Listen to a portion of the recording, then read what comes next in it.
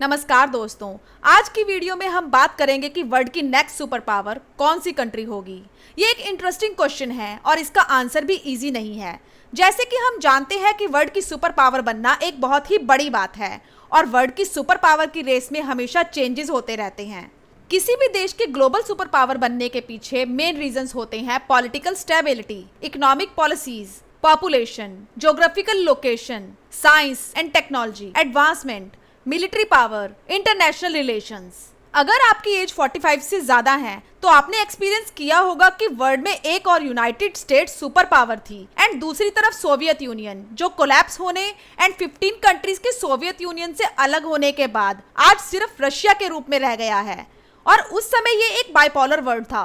पर अगर आप 45 से कम हैं, तो जब आप बड़े हो रहे थे तब सोवियत यूनियन ऑलरेडी 1991 में कोलैप्स हो चुका था और यूनाइटेड स्टेट अकेले ग्लोबल सुपर पावर रह गया था। यूनाइटेड स्टेट्स का वर्ल्ड के सभी global institutions like World Bank, World Health Organization, International Monetary Fund, International Telecommunication Union, NATO etcetera पर बहुत ज्यादा इन्फ्लुएंस था और वर्ल्ड यूनिपोलर बना, जहां यूनाइटेड स्टेट्स अकेले सुपर पावर था। पर around 15-20 years ago world policies में कुछ ऐसे चेंजेस होने स्टार्ट हुए जो वर्ल्ड की ज्योग्राफिकल कंडीशंस को बदलने लगे। इन चेंजेस में से एक था after collapse of Soviet Union as world super power, Russia का यूरोपियन यूनियन में इंटीग्रेट ना हो पाना। सोवियत यूनियन जो कभी एक ग्लोबल सुपर पावर रहा है, वो एक बहुत ही भयानक डाउनफॉल की ओर जा रहा है और इसी का एक रीजन है रशिया का यूक्रेन पर अटैक। रशिया के यूक्रेन पर अटैक के रीजन के बारे में बहस की जा सकती है, पर इस वॉर ने रशिया के हालात और भी कमजोर कर दिए हैं। दूसरा चेंज था कि चाइना को यूनाइटेड स्टेट्स ने वर्ल्ड इंस्टीट्यूशंस में इंटीग्रेट तो किया, ये सोचकर कि यूएस की हेल्प से चाइना वेल्थियर बनेगा एंड पावरफुल भी, एंड वो फ्यूचर में यूनाइटेड स्टेट्स को हेल्प भी करेगा। पर चाइना ने यूनाइटेड स्टेट्स की प्री अजम्पशंस को गलत साबित कर दिया।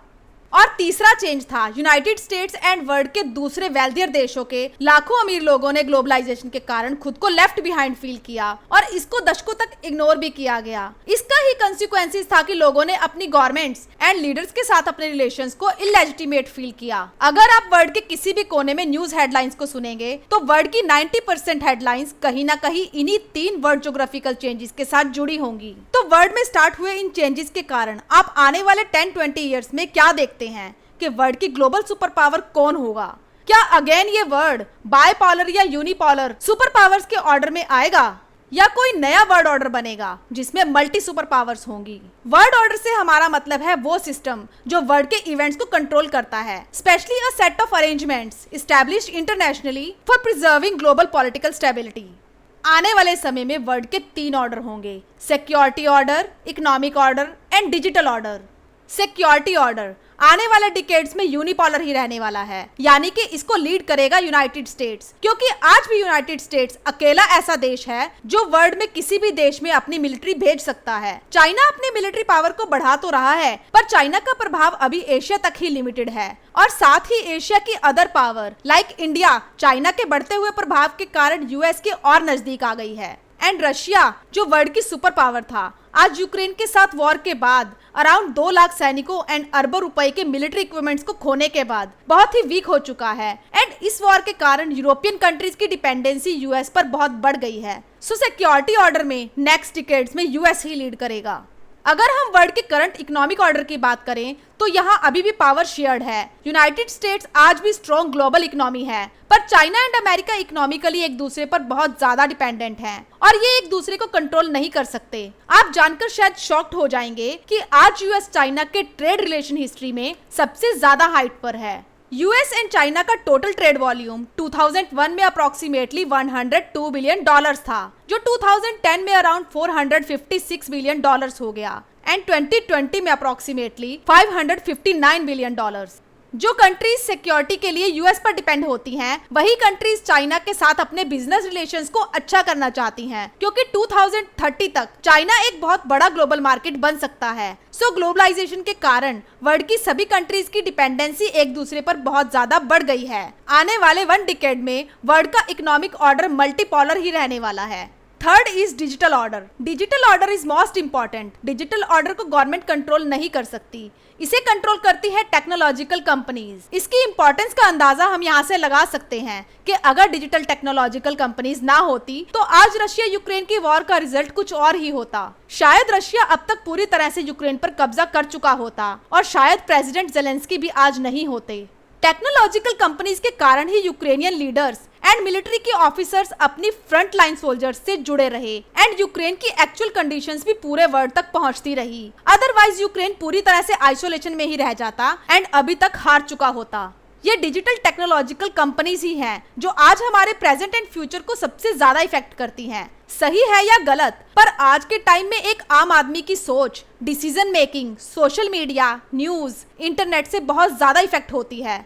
और अगर ये डिजिटल ऑर्डर चाहे तो कुछ भी कर सकता है। 2-3 डेकेड्स पहले किसी भी ह्यूमन बीइंग की सोच या नेचर इस बात पर डिपेंड करती थी कि उसकी ग्रोइंग कैसी हुई है, एजुकेशन कैसी मिली है, सराउंडिंग एनवायरनमेंट कैसा मिला है। पर आज के टाइम में सोशल मीडिया का इफेक्ट इन सबसे ज्यादा है। ये डिजिटल कंपनीज का ही साइड इफेक्ट है कि दुनिया के हर कोने में रिलीजियस राइट्स देखने को मिलते हैं, क्योंकि इसका यूज करने वाले मिस इन्फॉर्मेशन को बहुत इजीली स्प्रेड कर देते हैं। टेक्नोलॉजिकल कंपनीज के कारण ही पॉलिटिकल लीडर्स अपनी बातों को लोगों तक पहुंचाते हैं। World news, incidents, conspiracy theories etcetera second में ही पूरे वर्ल्ड में पहुंच जाती हैं। और क्योंकि इन पर गवर्नमेंट का कंट्रोल नहीं है तो इस डिजिटल ऑर्डर का मिसयूज होना भी इजी एंड पॉसिबल है। सो टेक्नोलॉजिकल कंपनीज के हाथ में पूरी पावर है। अमेरिका एंड चाइना अपने डिजिटल पावर को बढ़ाने की कोशिश करेंगे। अगर चाइना एंड यूनाइटेड स्टेट्स की टेक्नोलॉजिकल कंपनीज के मोटिव अपनी कंट्रीज की गवर्नमेंट के साथ मैच करते हैं तो ये पूरे वर्ल्ड के लिए एक कोल्ड वॉर की तरह होगा। और दूसरी पॉसिबिलिटी है कि अगर technological companies global digital competition को फॉलो करती हैं तो वर्ल्ड एक मल्टीपोलर डिजिटल ऑर्डर बनेगा। एंड सबसे इंपॉर्टेंट बात यह है कि टेक्नोलॉजिकल कंपनीज कोई मल्टी बिलियन कंपनीज नहीं है, पर ये वर्ल्ड के सबसे पावरफुल लोग हैं और इनकी पावर एवरीडे बढ़ती जा रही है। और हमारे लिए ये जानना बहुत जरूरी है कि ये टेक्नोलॉजिकल कंपनीज इस वर्ल्ड एंड ह्यूमैनिटी के लिए अकाउंटेबल है या नहीं, क्योंकि आने वाले टाइम में ये टेक्नोलॉजिकल कंपनीज नई और पावरफुल आर्टिफिशियल इंटेलिजेंस को रिलीज करने वाली हैं। इन कंपनीज के पास सबका डिजिटल डाटा अवेलेबल है। We need to be careful and thinkful too. Thanks for watching.